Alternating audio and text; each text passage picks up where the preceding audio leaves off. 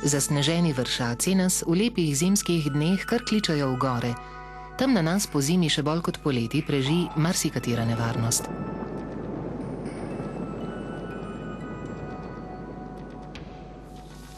Snežni plazovi v gorskem svetu vsako leto zahtevajo kakšno življenje. Pohodniki in smučarji, ki zapustijo zavarovana smučišča, se podajajo na nevarna območja. Zato bi se morali naučiti, kako se izogniti plazovom in kako ravnati, če jih zajame plaz. Previdnost naj se začne že doma. Pred odhodom v gore spremljajmo vremensko napoved ter snežne in plazovne razmere. Temu primerno izberimo cilje. Na zimske ture vedno nosimo zložljivo lopato, zložljivo sondo in lavinsko žolno. Žolna je majhen radijski oddajnik in sprejemnik, s katerim lahko tovariši na turi določijo lego zasutega in ga izkopljejo iz snega. Izberemo tako pot ali smučino, ki ne vodi po pobočjih, pač pa po slemenih gora. Posebno nevarne so osojne strmine, kjer se zgodi več kot polovica nesreč s plazovi. Obseg plazu je odvisen od lastnosti snežne odeje. Plaz se odtrga tam, kjer se stikajo različne plasti snega.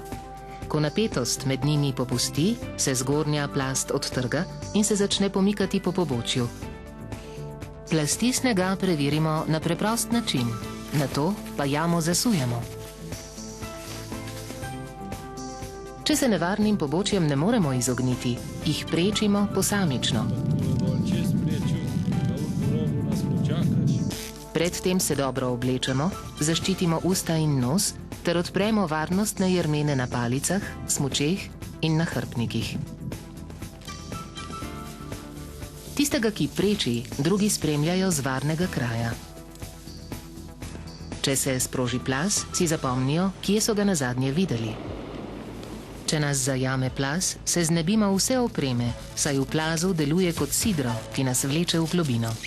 V plazovini se poskušamo obdržati na površju s plavalnimi gibi, ter si pod snegom poskušamo ustvariti čim večji zračni žep pred obrazom s tem, da odrivamo sneg od sebe, dokler se plazovina ne ustavi, in si s tem skušamo zagotoviti čim več zraka za dihanje in preživetje pod snegom. Ponesrečenca je treba takoj začeti iskati, saj je vsaka minuta dragocena. Seveda tudi sebe zavarujemo pred novimi plazovi. Če ima ponesrečeni žolno in če smo tudi mi opremljeni z njo, jo preklopimo na sprejem in plazino preiščemo v cikcaku. Če pa žolne nimamo, začnemo prebadati sneg s sondo ali smučarsko palico v upanju, da bi našli zasutega. Gorska reševalna služba lahko potrebuje za prihod do kraja nesreče tudi nekaj ur.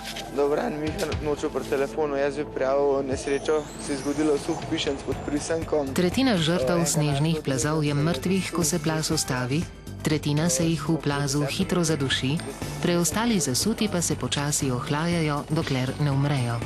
Zato je nujna hitra pomoč prijateljev na turi. Po zimi moramo biti previdni pri prečenju prav vseh strmih, zasneženih ter neporaščenih pobočij in grap. Narediti moramo vse, kar lahko, da nas snežni plaz sploh ne zajame.